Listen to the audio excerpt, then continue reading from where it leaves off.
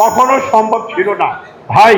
কারণ কারণ কি জানেন, তখন তো আমরা সবাই জীবন নিয়ে বাঁচতে, আমরা সকাল হলে ওই যে আমাদের হাবিবুল ইসমাইল একটা কথা কি সুন্দর বলতেন যে বাচ্চারা স্কুলে যায় কাঁধে ব্যাগ নিয়ে, আর আমরা সকাল হলে কোর্ট ছিল আমাদের স্থান, এই কোর্ট থেকে এই কোর্ট, সকাল থেকে বিকাল পর্যন্ত আমরা এই কাজে জড়াইতাম।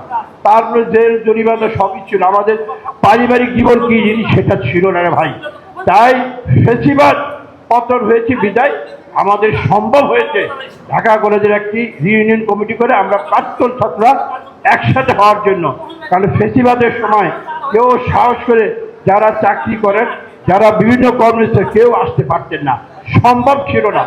আজকে ফেসিবাদ মুক্ত হয়েছে। ফেসিবাদ যাদের জন্য মুক্ত হয়েছে, যাদের আত্মদানের জন্য, সেই শহীদদের আমরা যদি স্মরণ না করি তাহলে আমাদের মতো অকৃতজ্ঞ জাতি আর কোনো জায়গায় নাই। সেই জন্য আমরা অনুভব করেছি শহীদদেরকে আমরা শ্রদ্ধা জানাবো, তাদেরকে আমরা কিছু যেটুকুই পারি আমাদের সামর্থ্য অনুযায়ী আমরা সেটা সম্মান করব। সেই জন্য শহীদ পরিবারদেরকে নিয়ে আসছে, আহত পরিবারও আসছে, তাদেরকে, তারা হলো জাতির বীর, তাদের জন্যই আজকে বাংলাদেশে স্বাধীন হয়েছে। বাংলাদেশ আজকে আমরা ফেসিবাদ মুক্ত হয়েছি, ফেসিবাদ বিদ্যাসকে আমরা আজকে যে মুক্ত হয়ে কথা বলছি। আজকে যদি ফেসিবাদটা থাকতো আমার মনে হয় সম্ভব ছিল কিনা এখানে 10 বার করে পুলিশ আসতো। আমাদের পুলিশের এনামুল আছে, এনামুল ভালো জানবে, এই বেচারও সুপারসিড হয়েছে। আজকে এখানে 10 বার করে পুলিশ আসছে ভাই, শর্ট করে কে যাইতে দাঁড়িয়ে গেট দিয়ে ডিবি, এসবি, এনএসআই সব বসে থাকতো, কে কি কথা বলো গেলে ক্ষমতা ধরতো, চলেন যাই। এই ছিল ফেসিবাদের অবস্থা।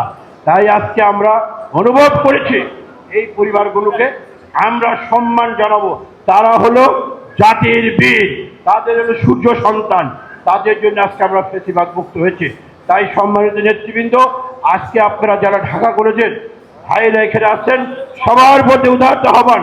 আমাদের পূর্বের বক্তা রিজি ভাই বলে গিয়েছে, খুব সুন্দর কথা বলেছে, এখন দেশ গড়ার সময় আপনারা যার যার অবস্থান থেকে দেশটাকে একটা সামনের দিকে নিয়ে যান। এই দেশ আমাদের, এই দেশ কারো না। কেউ আইসা আমাদেরকে, আমাদের মহাসচিব এই কথাগুলো বলেন, এই দেশটা আমাদের, এই দেশটা আমাদেরই করতে হবে। এই দেশটা যার যার অবস্থা থেকে এই কথাগুলি বলার উদ্দেশ্য, আমরা পাবলিক মিটিং অনেক বলি, অনেক কথা বলি, কিন্তু এই যে সমাজ এটা আমরা কখনো পাইনি। কারণ এখানে সব শ্রেণীর লোক আছেন। আপনারা দেশটাকে সামনের দিকে নিয়ে যান যার যার অবস্থান থেকে। বাংলাদেশ একটি, এই দেশের বর্তমান সরকারকে আমি ধন্যবাদ জানাই, অন্তর্বর্তী সরকার ডক্টর ইউনূসকে। উনি যে সাহস করে নির্বাচনের তারিখ ঘোষণা করেছে, এবং কিছু কিছু লোক যারা তারা বলছে নির্বাচন হবে না, কতটুকু দুঃসাহস, কতটুকু খারাপ। আরে বাবা, বিএনপি তো 17 বছর রাজনীতি আন্দোলন সংগ্রামে মাঠে ছিল। আমাদের নামে খালেদা জিয়া একজন এদেশের মহিষী, এই দেশের একজন মহিষী নারী, যে নারী নাকি বাংলাদেশের গণতন্ত্রের মানুষ কন্যা। 9 বছর উনি আন্দোলন সংগ্রাম করেছে, এই প্রেস ক্লাব তার সাক্ষী। আমরা তখন বয়সে যুবক ছিলাম, নেত্রীর নির্দেশে আমরা আন্দোলন সংগ্রাম করেছি। খালেদা জিয়া কিন্তু হাসিনার সাথে কোনোদিন আপোষ করেন, এর সাথে কোনোদিনও করে নেই। সেই মহিলাকে 8 বছর সাজা দিয়েছে। আমাদের ভারপ্রাপ্ত চেয়ারম্যান জনাব তারেক রহমানকে, ওনাকে মিথ্যা মামলা দিয়ে ফাঁসির দণ্ডে দণ্ডিত করা হয়েছিল, সেটা কার্যকরিত হয় নাই। মহান রব্বুল আলামিনের একটা কথা আছে, রাখে আল্লাহ মারেকে পারেনি। সেই জন্য আজকে আমরা এখানে সবাই একত্রিত হয়েছি, ফেসিবাদ মুক্ত হয়েছে।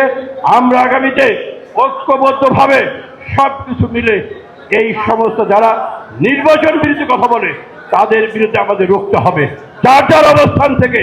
কারণ তাহলে কি ফেসিবাদকে আবার দাওয়াত নিয়ে আসতে চান? আপনারা কি চান? আপনারা কি ফেসিবাদকে নিয়ে আসতে চান? কখনো বাংলাদেশের ফেসিবাদ আর আসবে না, আসার কোনো সুযোগও নাই। তাই নেতৃবৃন্দ, আজকে এই অনুষ্ঠান যারা আয়োজন করেছেন আমি তাদেরকে সবাইকে ধন্যবাদ জানাই। আমাদেরকে সময় দিয়ে, আমাদের আজকের প্রধান অতিথি উনি গুরুত্বপূর্ণ ব্যক্তি, রাষ্ট্রের সব থেকে ব্যস্ত থাকতে হয়, স্যার আমাদেরকে সময় দিয়েছে। সেই জন্য স্যারের কাছে আমি সবার পক্ষ থেকে কৃতজ্ঞতা জানাচ্ছি, স্যার আমাদেরকে সময় দেওয়ার জন্য। আমি আর বক্তব্য বাড়াবো না।